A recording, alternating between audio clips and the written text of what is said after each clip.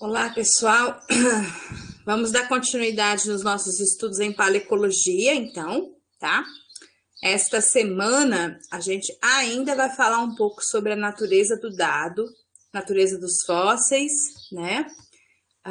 Antes de estudarmos alguns assuntos de problemática mais relacionada à paleobiologia e questões evolutivas. Então, bom dia para quem está chegando. Deixa eu receber mais alguns colegas que estão entrando. Meu bom dia a todos e todas. Deixa eu colocar aqui o portal na minha aba, senão eu esqueço aqui de fazer nossa chamada. Então, vamos lá. A Sara tá tentando entrar e não consegue. Não apareceu a Sara para mim ainda aqui, pedindo permissão. Tem dias que não vai, né? Nossa. É isso mesmo. Tem dias que fica erro tentando acessar a federação. Vamos ver se ela tentar mais umas 2 vezes. Eu acho que ela consegue, né? Sair da página, cadastrar não, fechar e carregar novamente, talvez dê certo, tá? Vamos indo, né? Se ela chegar a tempo. Vamos ver se tem mais alguns colegas que não conseguem entrar. Vamos ver aqui. Qualquer coisa vocês me falam aí, tá? Bom, qual que é a novidade, né? Nós temos, então, para hoje, a entrega do fórum, né? Que eu alterei a data lá atrás, porque por conta aí da nossa dificuldade, né? De acessar a semana passada. Tem uma gravação que ainda deu erro, é justo a gravação em que eu explicava a questão aí das comunidades, tá? Eu entrei em contato com o apoio técnico lá na TI, conversei com o Otaviano, mas ele também não consegue resolver, entrou em contato com a própria plataforma RNP para entender o que aconteceu. Essa gravação, ela ainda não foi liberada, ela está em processamento. Então, eu não sei nem dizer para vocês se ela foi perdida ou não, tá? Mas sem maiores prejuízos, porque a gente pode continuar conversando sobre o tema aqui nos nossos encontros síncronos toda quinta-feira, certo? Para hoje eu vou compartilhar a tela para mostrar para vocês o que nós vamos trabalhar, tá? E aí eu vou tentar sintetizar no nosso bate-papo de hoje o PDF relacionado ao tema da aula passada e ao tema dessa semana, tá bom? Nós teremos também um fórum para esta semana, fórum de uma semaninha só, que vale 5 pontos, um fórum bem suave, bem tranquilo, é quase que uma enquete, tá? Eu preciso que vocês respondam, ok? Porque a partir deste fórum eu vou desenvolver alguns exemplos até o final da disciplina, com o objetivo de tentar atender a todos os matriculados, ao objetivo de todos os matriculados. Então, antes da gente conversar sobre os temas, né, eu vou compartilhar a página do Canvas com vocês, mostrando a atualização do módulo de hoje e o que eu deixei pendurado lá no módulo da semana passada, para que vocês pudessem acessar assincronicamente, uma vez que nós não tivemos o encontro na quinta passada, tá bom? Vamos conversar sobre todos esses tópicos no nosso encontro de hoje. Então, dúvidas, por favor, deixem aí no bate-papo, liga o microfone, sintam-se à vontade para participar da aula. Aqui, estou compartilhando, vou lá no Canvas agora, dentro aqui da disciplina de paleoecologia, certo? Então, nós estamos efetivamente no módulo de hoje, que é este tafonomia como ferramenta paleoecológica. Então, a gente vai trabalhar a ferramenta, né, para os estudos, a aplicação na paleoecologia, não tem como fazer paleoecologia sem entender um pouco da tafonomia. E o que é a tafonomia? É aquela parte que estuda todos os processos envolvidos na formação do fóssil e como que, né, esta formação do fóssil afeta a qualidade da informação contida no registro sedimentar. Tá? Então, é uma área dentro da paleontologia que a gente se preocupa em compreender como que o fóssil foi formado e como que esses processos responsáveis pela formação do fóssil também interferem na qualidade daquilo que ficará preservado. Deixa eu aqui receber o Pedro. A Sara acho que está com dificuldade, não conseguiu entrar, né? Não, ainda não. Então, eu coloquei na aula passada, né, um PDF, que é o PDF do PowerPoint que eu ia utilizar, falando sobre a natureza do dado paleoecológico. Então, assim, são 3 aulas que falam especificamente de partes distintas, né, da formação do registro sedimentar, da formação do fóssil, mas todas elas relacionadas à tafonomia, certo?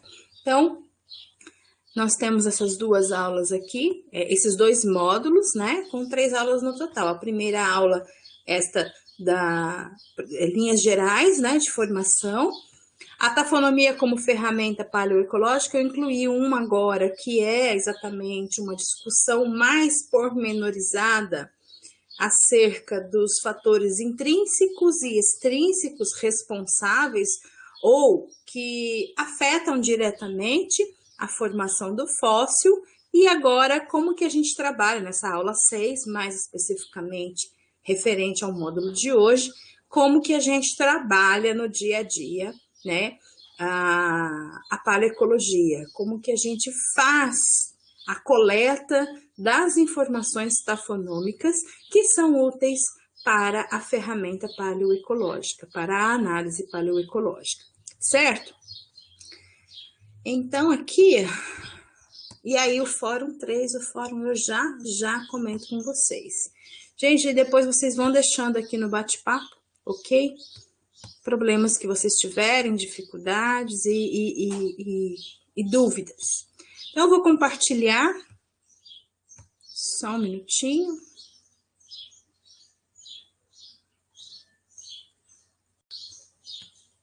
Deixa eu compartilhar aqui.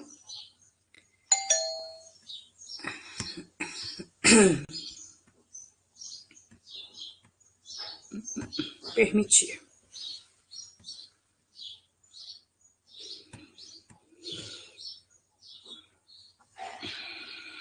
Então, com relação, né, eu não vou falar tudo da aula, porque nós não temos nem tempo para isso. Então, eu vou passar os conceitos gerais, tá? E aí a gente faz o nosso bate-papo, ok? Então, quando a gente fala com relação à natureza do dado paleoecológico, a gente pode considerar aquilo que estava, né, lá no fórum de vocês, que vocês já debateram. Então, a questão da completude e a questão da adequacidade. E aí, vocês verão que existem vários tendenciamentos no registro sedimentar. Existem vários filtros, que são filtros tafonômicos.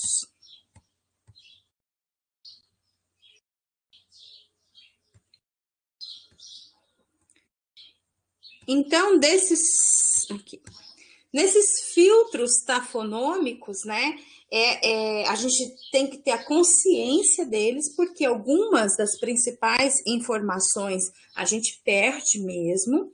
Uma questão que sempre tem que ser mantida em mente é a questão da amostragem, tá? Então, todo o trabalho de campo que é feito tem que ter na cabeça essa questão da amostragem. Então, antes de ir ao campo, Sabendo do objetivo da sua pesquisa, é necessário fazer um protocolo de amostragem muito bem definido, né, para a gente já saber quais são as informações que necessariamente precisamos amostrar em campo. Por quê? Para tentar diminuir a questão desses tendenciamentos, tá?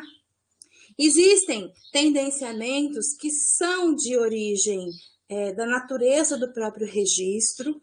Nós sabemos, né, que na passagem aí do Cambriano, no início, né, do pré-Cambriano para a passagem do Cambriano, nós temos conhecimento de algo que ficou conhecido como revolução agronômica do substrato, tá? É um termo introduzido na paleontologia pelo Zeilacher, que foi exatamente essa mudança biológica, né? Até então, nós tínhamos um substrato chamado de mat ground, que é um substrato que não tinha oxigênio dentro desse substrato, porque não tinha tubos, não tinha infauna, não tinha nada que revolvesse tão profundamente esse substrato.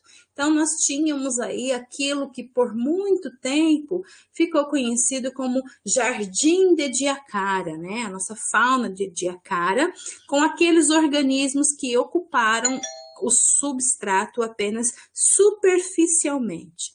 Num dado momento, que é exatamente a partir da irradiação dos metazoários, já aí no início do Cambriano, a gente passa a observar alguns organismos que escavaram o substrato. E ao escavar o substrato, se enterrar e caminhar por dentro do substrato, provocando aquilo que nós chamamos de bioturbação, em cada tubo, né? Com a entrada do organismo, a gente tem também a chegada do oxigênio dentro desse substrato.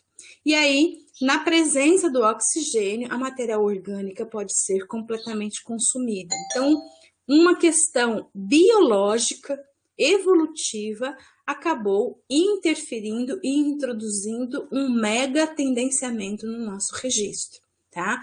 De que organismos apenas constituídos por corpo mole passaram a ser cada vez mais consumidos e tendo menor chance, né, de ficarem preservados, porque nesta passagem do pré-cambriano para o cambriano, a gente já tem aí um substrato de mistura, né, com saída e entrada de água, enquanto que no pré-cambriano a gente tem um substrato selante, né, com a argila selando e sem a chegada do oxigênio.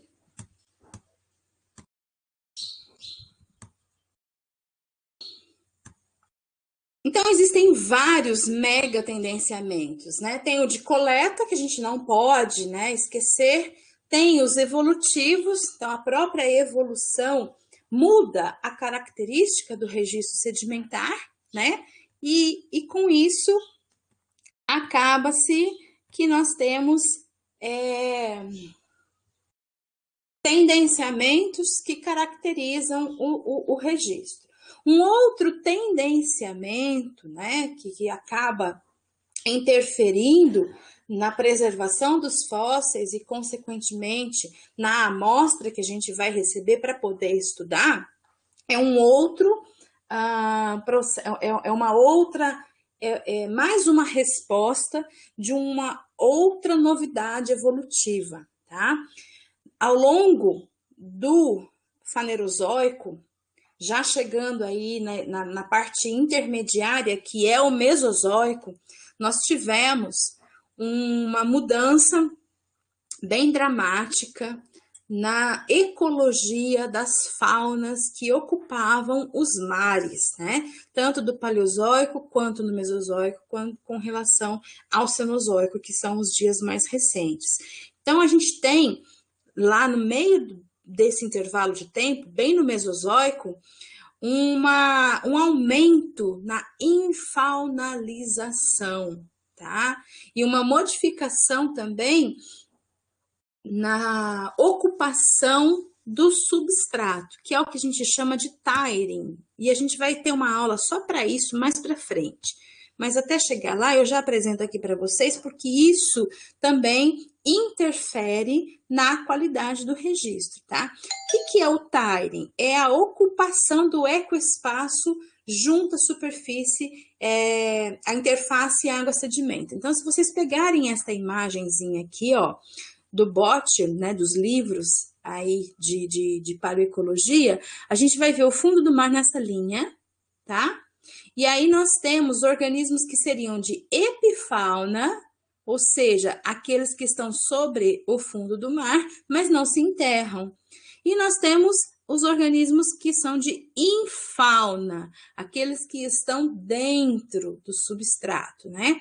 Se vocês forem observar, perto aqui do Permiano, na chegada já para o Mesozoico, a gente tem um aumento na profundidade de infaunalização.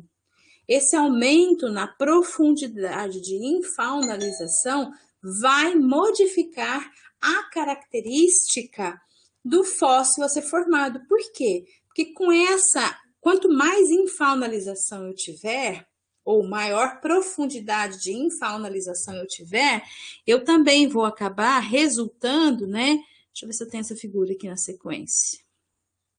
Não, vai ter os ambientes, ó.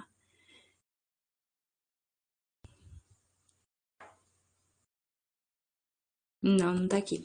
Mas vai acabar interferindo na profundidade da TAS. Não sei se vocês lembram, mas em outras oportunidades eu apresentei para vocês a profundidade, né, do substrato, que a gente chama de TAS, que é a zona tafonomicamente ativa, onde exatamente os processos de destruição continuam atuando, tá? Então, a infaunalização, ela acaba também por interferir e produzir um tendenciamento. Cadê? A campainha tá tocando.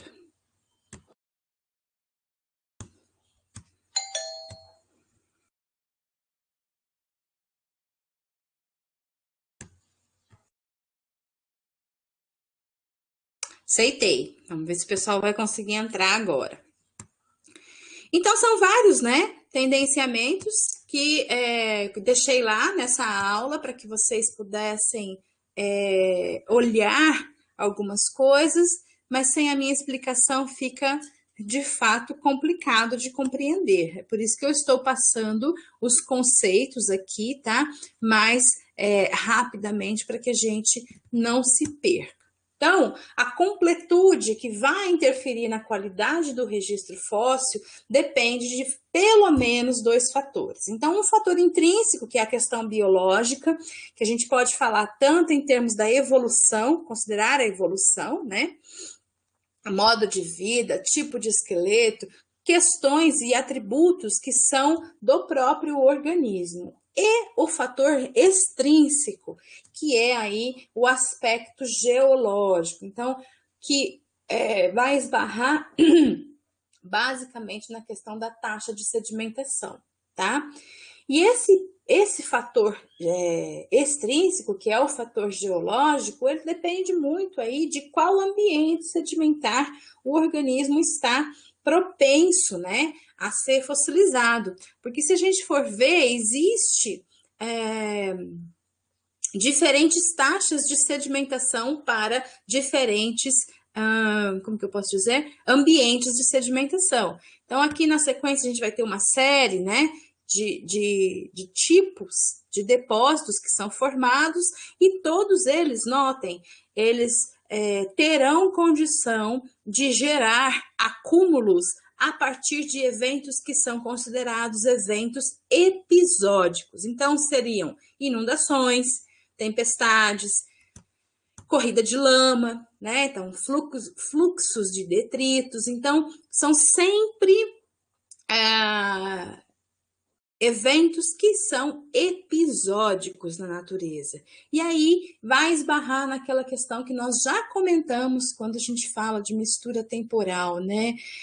O fato das questões dos restos orgânicos se misturarem porque as taxas de mortalidade e natalidade são sempre superiores, infinitamente superiores, e aí a gente tem muito mais descarte de resto biológico do que a capacidade do próprio ambiente em isolar esses restos, em individualizá-los em camadas sedimentares contínuas, né?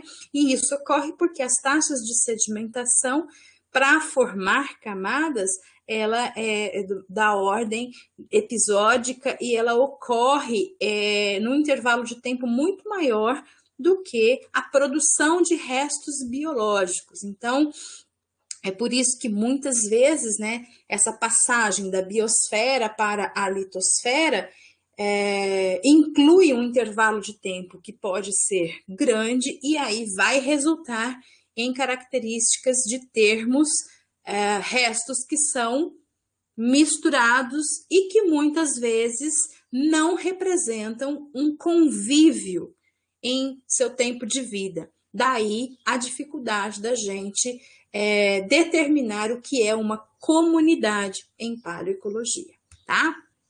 Então, nós temos aqui vários desses sedimentos, né? A dinâmica existe no intervalo de tempo, nem tudo é depositado, tá? Existem tempos aí que a bacia sedimentar ela não recebe tanto sedimento e aí a gente vai ter hiatos no registro geológico, seja por conta da dinâmica deposicional, ou seja, parada na deposição de sedimento, ou seja, por questão de preservação de sedimentos, né? Se a gente tiver aí momentos de erosão dentro daquilo que já foi depositado na nossa bacia. Então, tudo isso também vai acabar interferindo na qualidade do registro. E se a gente for ver só um exemplo, né, de todas as rochas que nós temos aí em termos de porcentagem variando ao longo do Fanerozoico, tá? Se vocês observarem ao longo do Fanerozoico, porque nós temos de 570 milhões de anos até os dias atuais. Nós temos vários tipos e seus volumes, né? Se vocês olharem, por exemplo, aqui, ó, rochas terrestres de origem vulcânica, né? Essa linhazinha aqui, ó, a mais fina, nós temos algum aumento no volume das rochas aqui ao longo do Mesozoico, mas para o Cenozoico a gente já não tem mais nada, né? A gente tem aqui, ó, por exemplo, rochas que foram geradas em ambientes marinhos e de origem clástica, ou seja, o sedimento que veio transportado para decantar e depositar. Se a gente for pegar lá nos 345 milhões de anos atrás, o volume é muito menor do que se a gente observar em 435 milhões de anos. Então, no Carbonífero, a gente tem um volume muito menor se comparado ao Siluriano, né? Então, a quantidade, a proporção de rocha formada de acordo com o ambiente ou tipo de rocha varia muito também em questões temporais. Então, tudo isso vai interferir na qualidade do registro, tá? No Brasil, por exemplo, existem... Deixa eu ver se eu acho, tá ruim essa imagem. Mas vamos pegar o Jurássico aqui, ó. A galerinha que gosta de dinossauro, né? Dinossauro estaria, os dinossauros brasileiros estão aqui, ó. Triássico, Jurássico e Cretáceo, né? Aqui nós temos uma ilustração da maior bacia brasileira, que é a Bacia do Paraná, com seus pacotes de rocha, tá? Nós temos a sucessão de rochas aqui, ó, do Paleozoico superior, que é o Permiano, tá completinha, perfeito, olha que beleza, dá para estudar bastante. Mas quando a gente pega, né, aqui no Mesozoico, a gente tem um hiato gigantesco no Jurássico, tá vendo? Nós temos as rochas lá dos dinossauros basais, que vêm lá da Formação Santa Maria, aqui no Triássico, aí nós temos um hiato gigantesco, e aí só vai ter um pouco de rocha, bastante inclusive, mas já mais para frente, aqui no Cretáceo. Então, nós não temos rochas do Jurássico no nosso território, tá? Então, fica faltando a informação. É importante a gente saber que existe essa característica da não deposição, muitas vezes, aí, dos fósseis, né? Das rochas e, consequentemente, dos fósseis. Aí, em termos de intrínseco, nós temos os fatores biológicos, né? E aí a gente tem que prestar atenção na ecologia, na dinâmica populacional, ou seja, né, quanto menor for uma população, menor é a chance de ela ser fossilizada, né? Bioplasticidade, ou seja, qual é o tipo de mineralogia que tem, né, o organismo. Será que é aragonita? Será que é calcita? Será que é sílica? Tudo isso, né, vai acabar interferindo enquanto resistência, né, deste resto orgânico, tá? Aí, mineralogia e microarquitetura também continuam aí como exemplos desses fatores, certo? Então, esses seriam alguns dos exemplos que interferem na qualidade do registro, na completude. Eu ainda não olhei o fórum, vocês podem ficar tranquilos. Não precisa ter citados todos esses exemplos que estão nessa aula, tá? Não se preocupem com isso. Eu vou olhar lá e ver, né, o que nós temos de correlação com o que está sendo considerado na construção do registro. Dúvidas, pessoal?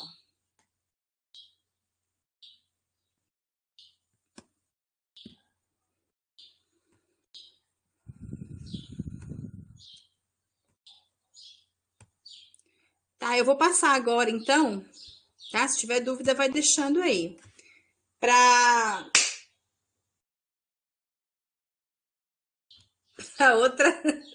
Para outra parte, né, para nossa segunda aulinha aí, que é exatamente, vou fazer de uma maneira geral, para que vocês tenham conhecimento daquilo que é feito costumeiramente em uma análise paleoecológica. Então, quando a gente vai trabalhar com a paleoecologia e que a gente vai para o campo, né, é necessário saber descrever tanto em campo e enquanto laboratório, e eu estou falando isso hoje porque vocês vão trabalhar no estudo de caso algumas dessas feições, né? É necessário a gente fazer a análise daquilo que é chamado como feições macroscópicas, tá? Então, existem 5 tipos de feições que estão descritas mais aqui abaixo, neste PDF. Algumas a gente consegue, né, reconhecer rapidamente em campo, outras não é possível de resgatar, tá? Mas é interessante que a gente faça essa descrição independentemente, né, para que depois a gente possa juntar aí os resultados e fazer uma aplicação daquilo que pode ser uma análise paleoecológica, tá bom? Que é o que vocês farão no próximo fórum. Eu ainda não escrevi, eu ainda não liberei, mas é já para a semana que vem que eu vou organizar aí uma maneira de vocês fazerem como se fosse uma atividade prática, ok? Então, nós temos 5 feições, praticamente, né, estão organizadas no livro de tafonomia do Rose Simões, né, elementos fundamentais de tafonomia, e estão aqui sintetizadas para que vocês tenham acesso. Então, é necessário fazer uma descrição das feições que são de origem sedimentológicas, tá? Sedimentológicos vai dar ideia da rocha. Então, eu tenho que olhar lá o que tem na rocha que me chama a atenção e é interessante de eu anotar para depois poder fazer a correlação dessas estruturas. Bioestratinômicas, né? É um grupinho aí, o segundo grupinho, bioestratinômicas diz respeito a todas as feições que ocorrem na etapa em que o resto, que o resto biológico está, né, dentre a morte até o soterramento. Então, existe uma série de processos que podem acontecer e se acontecerem, eles vão imprimir características que a gente chama de assinaturas. E aí, com base nessas assinaturas, a gente descreve as assinaturas para depois poder inferir quais foram os processos responsáveis por essa impressão dessas assinaturas. Então, a gente vai olhar o sedimento, a gente vai olhar essas assinaturas, que é aquilo que a gente está chamando aqui de bioestratinômicas, a gente vai olhar as características estratigráficas, ou seja, como que esses fósseis estão arranjados dentro da camada sedimentar. Então, aí eu tenho que ter informação de campo. Será que forma uma lente? Será que forma uma cunha? Será que é um pavimento? Será que é uma coquina? Então, são estruturas, né, que a gente descreve no campo que tem mais a ver com a dinâmica de sedimentação, tá? E formação da rocha. Feições paleoecológicas da própria acumulação, e aí a gente pode descrever, né, reconhecer quais são os modos de vida, se já forem conhecidos, e fazer toda essa plotagem aí para poder reconhecer, né, no estudo paleoecológico. E diagenéticas. Diagênese é o processo de transformação que ocorre depois do soterramento final, quando os fósseis já estão aí nessa passagem para a litosfera. Então, reconhecer, por exemplo, né, se os fósseis têm uma diagênese distinta daquela da rocha do seu entorno, então isso vai trazer algumas informações importantes de retrabalhamento, de refossilização e assim por diante, tá? É um tema bem complexo, é um tema que para vocês complexo, que eu posso, não é que ele é complexo, é que em 40 minutos eu não consigo esgotar, na verdade mais 20, né?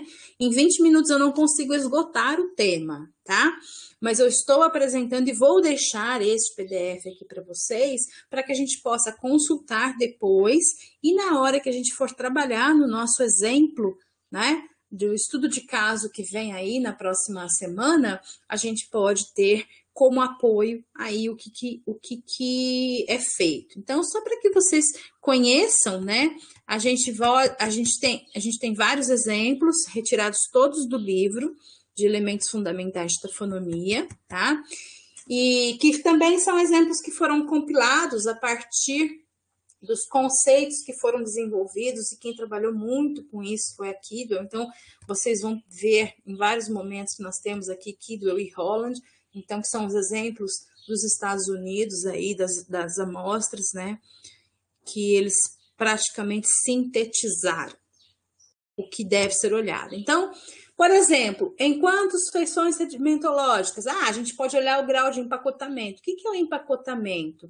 Será que os fósseis estão frouxos, né? Tem poucos e eles nem se tocam, dispersos? Ou será que eles estão todos amontoados, né? O que isso significa na hora que a gente for interpretar lá com relação ao processo que promoveu, né, a condição ambiental que vai resultar numa rocha cujas conchas estão densamente empacotadas ou dispersas na matriz sedimentar, é distinto, tá? Um processo que promove uma situação de fósseis frouxos é completamente distinto de um processo que promove uma rocha cujos restos orgânicos se mostram com esse arranjo, né, densamente empacotados aí na matriz. Então, é por isso que é interessante a gente descrever tudo isso que está aqui, ó. Vamos descrever com relação ao grau de empacotamento. Será que ele está denso ou será que ele está frouxo? Aí vamos descrever também com relação ao volume de bioclastos no depósito. Será que tem seleção? Será que são todos do mesmo tamanho? Né? Será que eu tenho mais bioclasto ou será que eu tenho mais matriz? Matriz é a rocha, tá? A parte sedimentar ali do seu entorno. Será que eu tenho alguma estrutura associada? Então, todas essas características são, todas essas variações dentro desses fatores aqui, são características que resultam, que são feições sedimentológicas, porque resultam de processos sedimentológicos distintos e podem nos dar ideia de quais foram as condições no momento da formação daquela rocha ou por onde o sedimento, por onde o bioclasto passou, né, ao longo da sua vida toda, tá? Então, eu não vou passar todos aqui, é só para vocês conhecerem. Se alguma coisa aqui, vamos fechar isso aqui. Aí. Tem vários exemplos. Aí ainda, não, essas são as estruturas, tá? Com relação às feições bioestratinômicas, né? Eu posso olhar a orientação, como que eles estão, se eles formam, né? Alguma orientação, se eles apresentam alguma orientação preferencial, tá? E esta orientação preferencial também vai me dar dicas de quais processos ajudaram a formar a nossa rocha com todos os fósseis ali dentro. E da mesma maneira, é interessante que a gente olhe as assinaturas tafonômicas, porque os processos, né, durante a bioestratinomia, que é o intervalo entre a morte e o soterramento final daqueles meus restos biológicos, né? Se tiveram processos físicos, químicos ou biológicos de destruição, que são os processos tafonômicos, eles deixam assinaturas que permitem com que a gente reconheça essa destruição. Então, aí, nós teremos, só para vocês, alguns exemplos, né? A gente olha articulação, então será que está articulado, será que está desarticulado, será que está fragmentado, será que não está fragmentado, será que eu tenho alteração de cor, né? Como perda de cor, que é uma pigmentação natural, ou ganho de novas cores, né? E o que significa o ganho de novas cores? Será que eu tenho abrasão, ou seja, aquela... abrasão é quando eu tenho atrito mecânico, né? E aí a gente vai ter um arredondamento e uma perda de relevo das proeminências, né, do nosso bioclasto. Será que eu tenho dissolução, que é quando nós também temos a perda das proeminências, mas por conta do ataque químico à partícula de carbonato, né? Será que nós temos incrustação, que é quando tem aí a chegada de novos organismos sobre a superfície do bioclasto? O que isso significa em termos de tempo de residência, em termos de substrato, em termos de interações ecológicas, né? Tudo isso são assinaturas de processos que acabaram, que podem ter acontecido, e nesse exemplo aí que aconteceram, né? E que a gente olha também. Será que temos predação, né? Como que estava a textura superficial? Então, todas essas alterações, elas mostram indícios, né, de processos que aconteceram e que muitas vezes aconteceram em ambientes sedimentares distintos, tá? Então, é como se registrasse por onde, no caso desse exemplo aqui, essas conchas passaram. E isso ajuda muito na hora da gente fazer a paleoecologia. Então, em termos bioestratinômicos, a gente deve olhar a orientação e as assinaturas. Em termos, quais feições estratigráficas, né? É o jeitão que essas conchas, ou que esses bioclastos, que essas plantas, ou que esses ossos se encontram dentro da camada. Então, qual é a espessura da camada? Qual é a extensão lateral da camada? Qual é a geometria? Será que é lente? Será que é leque? Será que tem contato erosivo, né, inferior? Será que tem superfície de omissão? Internamente, como que está camada a camada, como que é essa microestratigrafia, e aí qual é a posição que ela ocupa dentro de uma sequência deposicional, dentro de um trato de sistema transgressivo, regressivo. Então, aí agora a gente vai juntar as informações com as características estratigráficas. Então, é preciso conhecer um pouquinho das características do depósito sedimentar, né?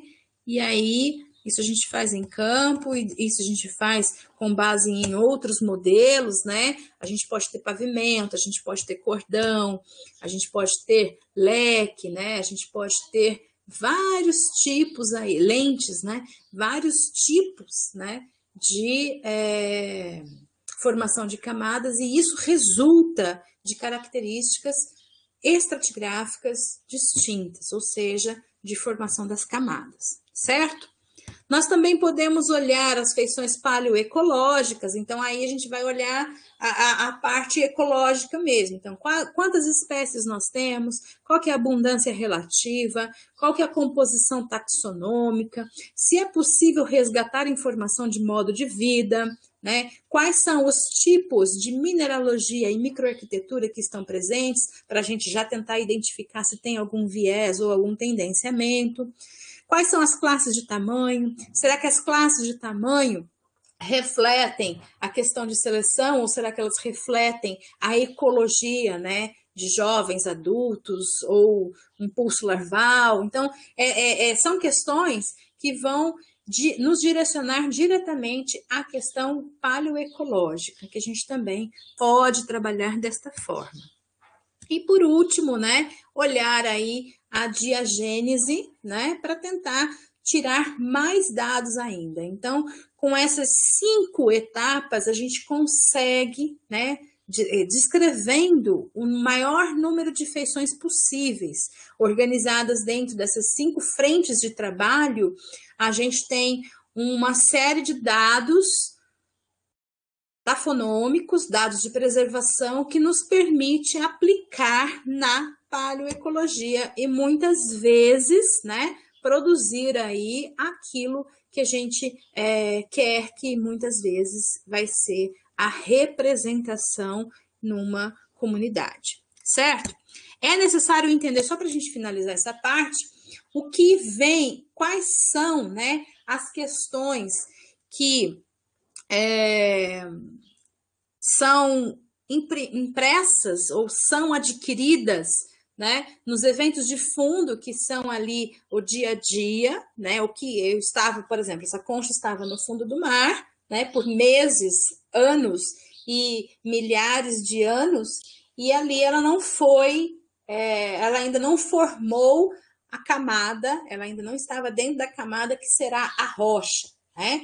Então, no dia a dia, ao longo de todo esse intervalo de tempo, ela foi adquirindo várias feições, que a gente chama de assinaturas, né? Que refletem o ambiente em que ela estava ali, no dia a dia. E aí nós temos também feições e características que refletem o momento da formação da rocha em si. Então, arranjo tridimensional dos fósseis na matriz reflete o evento de deposição final, né? Então, aquela sedimentação que geralmente é episódica, que vai resultar aí na deposição final. E as assinaturas tafonômicas, elas não vão refletir o evento final, o soterramento. Elas são registros de eventos que aconteceram ao longo do tempo de vida ali, tá? Então, no momento dessa análise, né, distinguir o que aconteceu na deposição e o que aconteceu no dia a dia ajuda muito a gente a entender o que está fora de lugar, o que está fora do ambiente de vida, o que é autóctone, ou seja, preservado no modo de vida, no mesmo ambiente de vida, em posição de vida, aquilo que é alóctone, que foi retirado da posição de vida e foi transportado para outros ambientes. Então, tudo isso nos ajuda para o momento dessa interpretação paleoambiental, ok? Ai, falei demais e nem peguei água. Deixa eu parar de compartilhar. Esses PDFs, eles estão ali como apoio para vocês no módulo, tá? E aí, agora, eu vou apresentar aquilo que vocês precisam fazer no fórum. Deixa só eu compartilhar aqui. Não, tem que compartilhar minha tela. Eu vou mudar a pergunta hoje, tá, gente? Cadê aqui? Minha tela tá aqui. Alguém conseguiu entender alguma coisa? Ih, meu sinal tá fraco. Tá roxo aqui o negócio.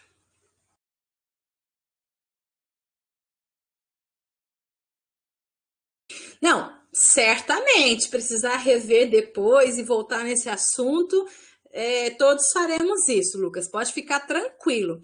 Mas eu gostaria de saber se em termos gerais deu para entender alguma coisa assim em termos gerais, tá?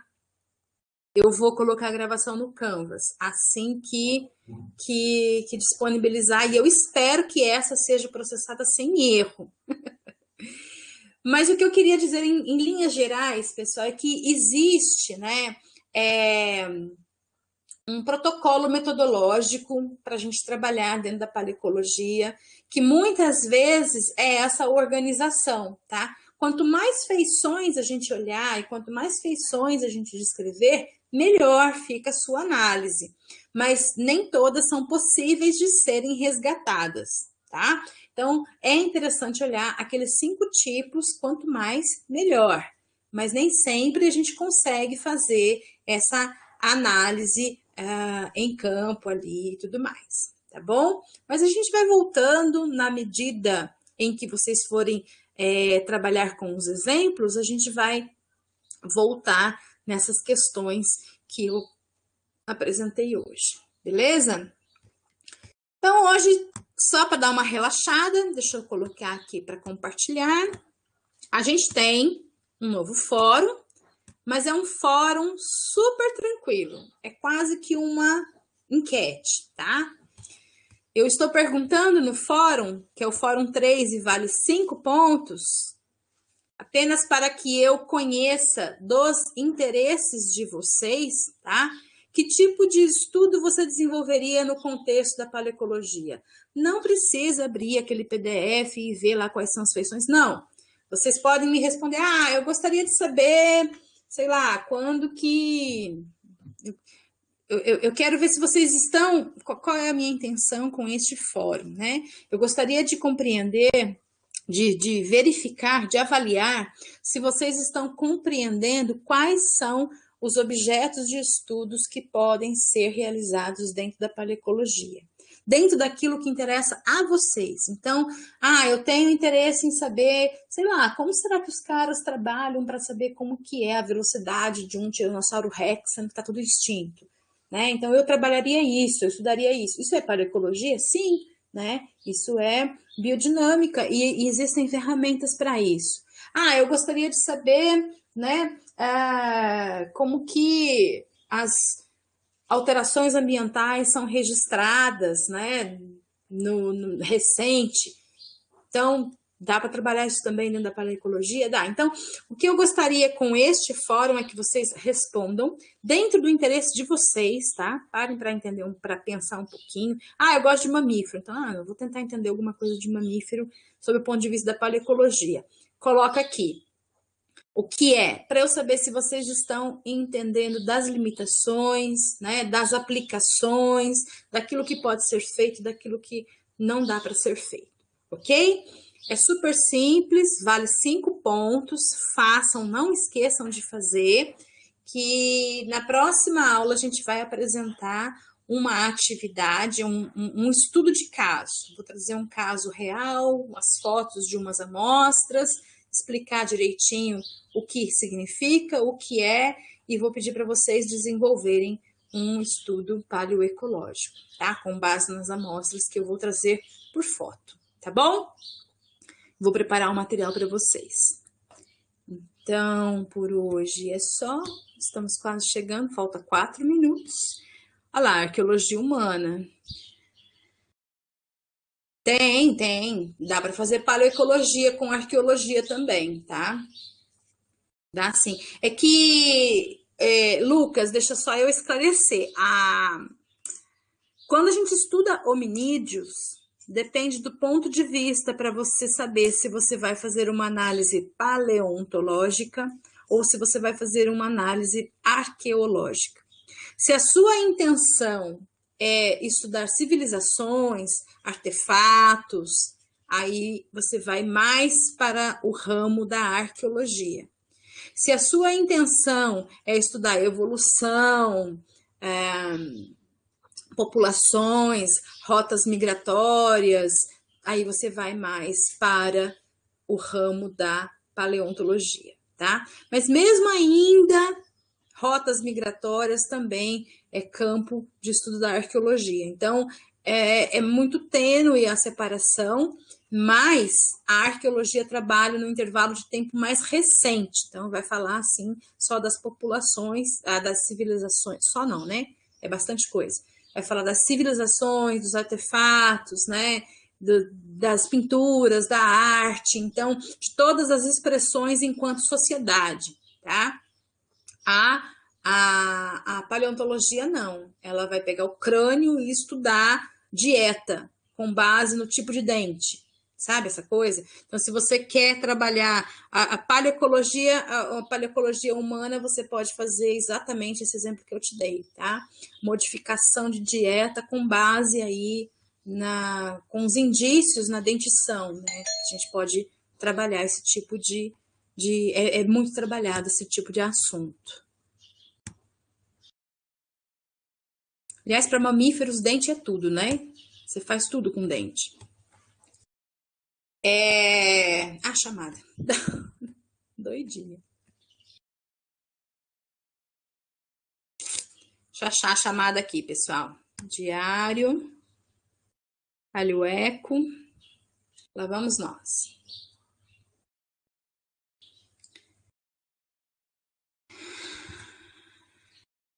Não precisa compartilhar isso, vai ficar dando erro para vocês. Então, nós estamos em agosto. Hoje são 19. Então, Ana Beatriz, Ana Flávia, Ana Luísa e Ana Vitória. Vamos ver quem tá aqui. Ana Beatriz, Ana Flávia. Só Ana Vitória que não?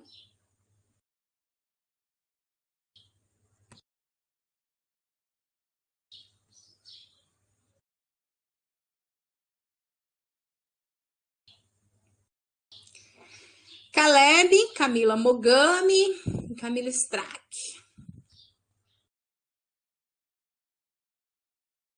Ok. Dionis, Fábio, Jade João Pedro.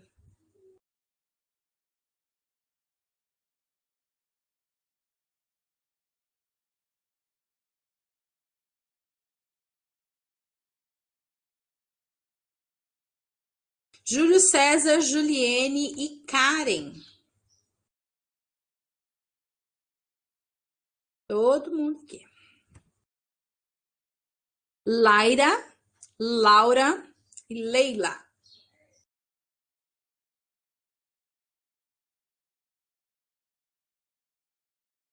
Laira não está. Laira.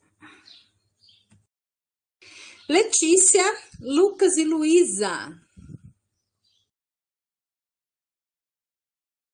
Tranquilo. Leandra, Maria Eduarda e Mariana.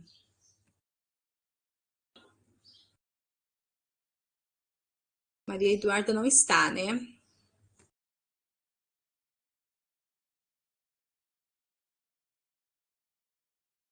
Matheus, Patrícia, Pedro e Sara. Sara não conseguiu entrar? Entrou sim. Matheus, Pedro, Sara. Cadê a Patrícia? Não veio hoje.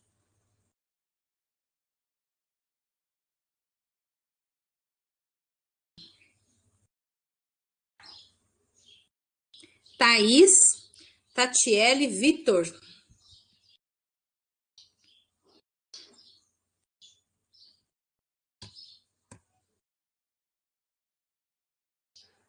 Peraí, que eu me confundi. É Tatiele que está presente. Então, Thaís não está. Nem o Vitor. Wesley Silva, Wesley Matheus e Iago.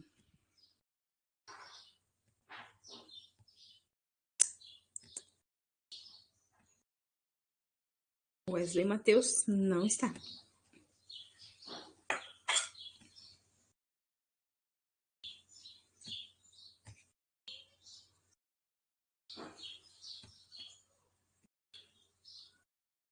Bom, pessoal, por hoje o que eu tinha para apresentar para vocês é isso. Eu peço que vocês façam, tá? O fórum de hoje, né? Praticamente uma enquete, mas pensem no que vocês estudariam. Não precisa se deter às condições daquilo que dá para fazer aqui, tá? É dentro da área como um todo. Então, o que vocês estudariam. E aí, na semana que vem, a gente vai apresentar mais um fórum de 20 pontos. Aí, inclusive, eu vou colocar mais tempo para fazer, tá? Eu acho que é interessante a gente fazer isso. Tá bom, pessoal? Então, tenham todos uma boa semana. Eu agradeço demais a presença de todos vocês. Assim que a gravação estiver disponível, eu vou subir lá no Canvas, tá bom? Muito obrigada.